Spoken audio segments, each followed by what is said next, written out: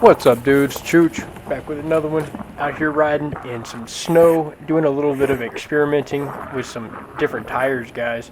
So I've been playing around and I found like the best tires you can get without having to do studs for different like winter situations. And I found the best powder tire for sure.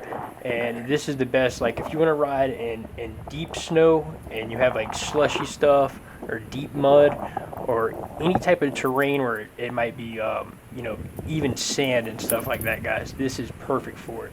The only place this tire really does not shine is on the concrete, and you really got to be careful because it's a dirt bike tire, and this is just a fresh dirt bike tire that is meant to go on like a Honda CRF 80 dirt bike. And the knobs are huge on it, guys. And coming up in a minute, I would do a whole kind of breakdown of looking at the tire and what it looks like during the install. I didn't do the full install of it, but you can kind of see that you don't have to shave down any knobs on it, which I thought I would definitely have to do. Like I was prepared to have to sit there with an X-Acto knife and shave down the entire outer edge on both sides in order for it to fit in the case. But it just fit perfectly in it, and it is like it barely doesn't rub on the back part right there.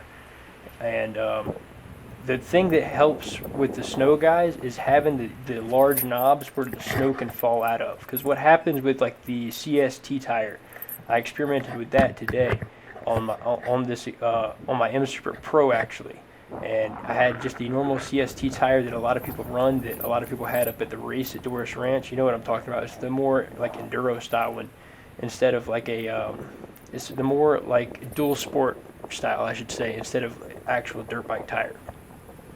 And that one's really good on the sidewalks and whatnot. Whenever they're covered in ice, and there's like that thin layer of snow and ice on the sidewalks, that other tire, that CST tire, performed amazing. I was getting incredible grip with that thing, and it handles really good on the concrete. With this one though, like I said, this is what you're gonna want for the powder and stuff, and I'll link it below, guys. This tire is actually extremely cheap for what it is, guys. It's a thick, really thick, heavy-duty tire. Like, it is no joke, dudes. It is no joke. It makes your wheel look so cool. That's one huge thing. It makes the wheel just look so rad. So if you have an extra wheel, you can dedicate for winter riding and mud riding, where you can do a little bit of waterproofing to it. To be straight up honest with you guys, on this wheel right here when I'm riding it, I did absolutely zero waterproofing to it in this current video right here, and on that MSX. There's no waterproofing done to my M Super X 100 volt, and that's exactly the wheel that I'm riding right here. And with all my other wheels, I've done waterproofing to it, but with this one, I just haven't done it to it. And I've had this wheel since 2019, so I really wasn't worried too much about tearing it up if I did. Like, I literally was like going to ride it just to have fun, and if I tore it up, then so be it. I'd fix it. But ended up riding it like this all day, guys, and it was completely fine. And the whole key to this, guys, the whole key to winter riding for me, and snow riding and rain riding, always has been this. When you get back home, you'll see coming up soon, I'll show you like this little trough you can put it in. You just need to get one of those things you put your shoes in for like the winter time when you come in. It's like a shoe tray, and put your stand in that, and then put your unicycle in the stand. And the key is just to sit it up straight when you get back. It's going to be full of snow. Snow is going to be caked in everything inside of it. Don't sit there and try to pick it out. Don't sit there and worry about it. Just bring it straight back in the warm house and stick it in that little stand that's over that shoe tray, and just let it sit there, guys. Let it sit there overnight, and it will literally be dry by the morning. All the snow will literally melt directly out, and that's the key. You want it to drain straight down.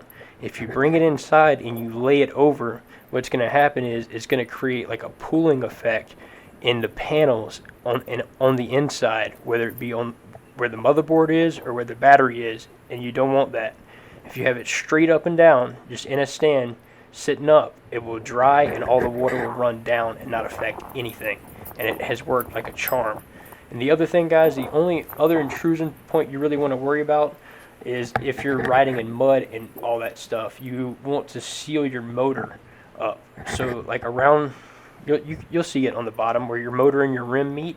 That point right there is sealed pretty dadgum good because it has to be a really, really tight. All those bolts have to be extremely tight for it to work.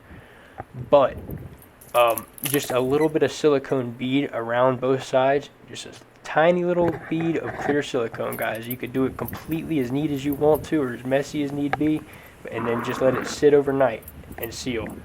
And you will be golden, guys. And what happens with that is you just don't want grit to get into that motor. So there's magnets on the inside of that rim right there, and if it's just water, clean, just completely clean water, it will honestly will not affect it on the inside in there. But that is just with completely clean water. If you go through mud or anything like that, the grit is what will damage your motor. That grit gets inside of that motor and affects that little tiny space in between those magnets and the outer magnets. The inner magnets and the outer magnets, you just don't want grit in there. And a little bit of silicone will help that. But to be honest with you, I hadn't done it in here, but this is just extremely cold weather and extremely cold snow that's not wet. And that's why I was able to do this and not damage the wheel, most likely. But to be honest with you, I've been riding like this for years, guys. I've been riding in snowy conditions with these things, and I've never had a problem from water damage. So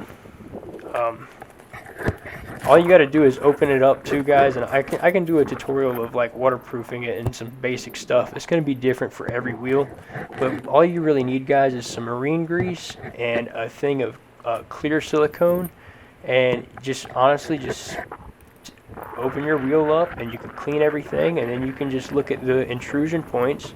I even sealed the side panel. I put a little thin bead of silicone all around that whole side panel on like my EXN.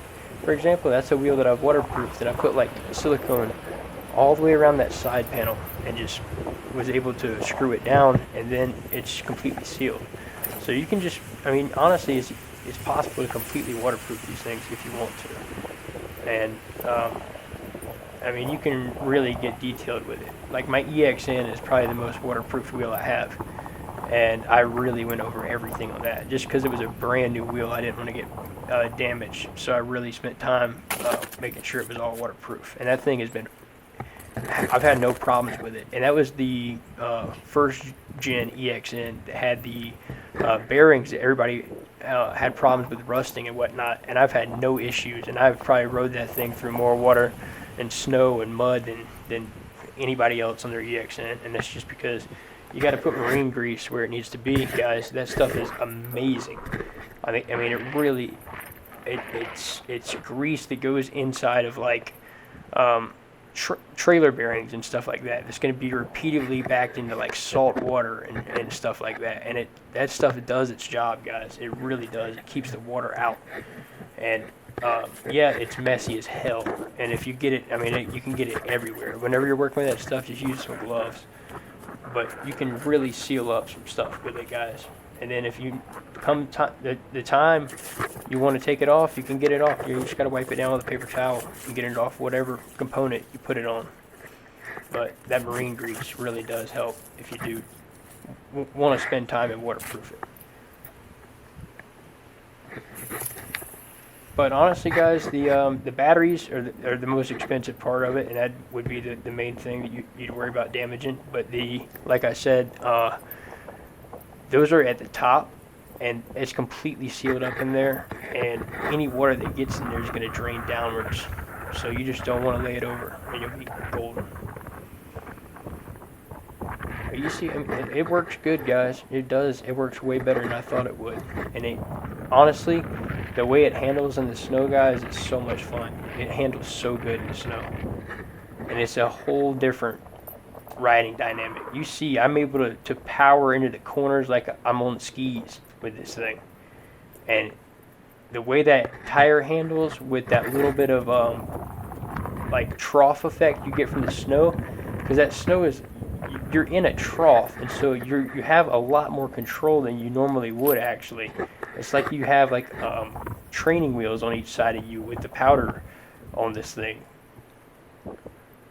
It is fun, guys. It's so much fun riding this thing in the snow. You see it, dude. I didn't get tired of it. I rode it for like an hour straight out there, just literally like just going to different spot after different spot. People were probably looking at me like, dude, what is he doing? Like, I'm out here having a good old time is what I'm doing. Anyways, dudes, I'm gonna let it play out and just kind of let y'all see the raw footage of this, because a lot of guys are like, well, yeah, you're showing us like the edited versions of riding in the snow, but what does it look like getting going and whatnot? Like, because all the footage I showed before was like just flying by, and you couldn't really see like the startup of the wheel in the powder. And I think a lot of people didn't think that the wheel could actually get going itself in the powder without having to like take off from like a hill or like from concrete and then go into the powder like full speed. But you can, man. You can actually start in the powder and then just kick off. And this is not even a high torque wheel, guys. This is the M Super X 100 volt from 2019. Like I said, dude, I'm always riding this thing. I put different tires on this thing. I've raced it before. I off-road ride it. Everything in between. This is the one that has like 1,230 watt hours of power, and it's honestly, it's so lightweight. Like, I love this wheel, guys, and I've said that for years. I have tons of miles on this wheel. I love it, and it rides good, guys. I just like I said, with the Gotways, they're so easy to work on.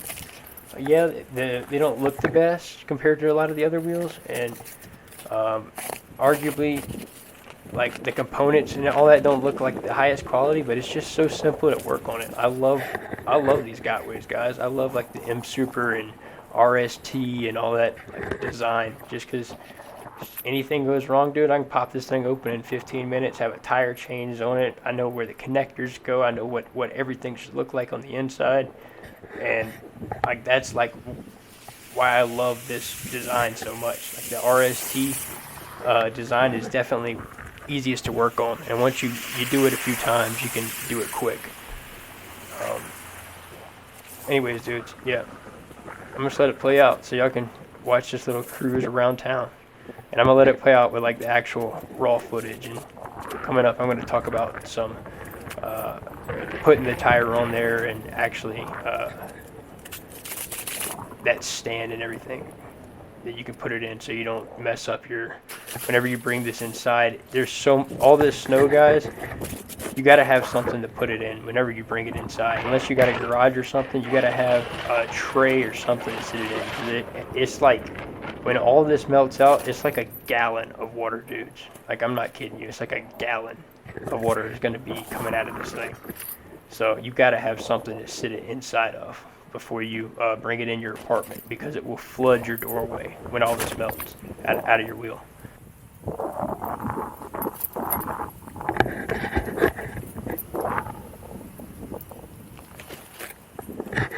In the next video, I'm going to be doing some more riding in the snow, but it's going to be that type of snow that you get in New York and whatnot. So we got that type of snow the other day here, where it gets all compacted on the sidewalks, where you have like footprints in the ice on the sidewalks, which is extremely hard to ride in.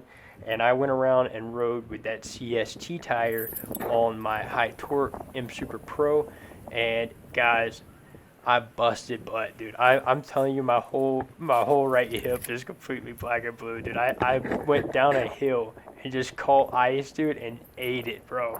But that's coming up soon. I found a perfect tire, guys, a perfect off-road tire. It looks the gnarliest out of any tire I've ever seen. It has these thick knobs. It's for their CRF 80, and you can actually fit it on one of these without cutting any knobs down or anything like that. It fit perfectly fine in the old MSX shell. Check this out, guys. I literally been ripping the trails, ripping snow, ripping mud, everything else. I found open mountain bike trails that were literally just covered in mud, guys. They were open, and I ripped it, dude. Sent it. All that footage is coming. That thing was an absolute blast, you know. You can get the Clark stands too. That thing's fire, man. I just got done putting this off-road tire on here, And you can see it fits perfect. Didn't have to shave anything down, but whipping her around. I patched that tube. I hope it doesn't go flat, dude, on me. That would be so bad. Oh, dude, that'd be so bad. I think it's good.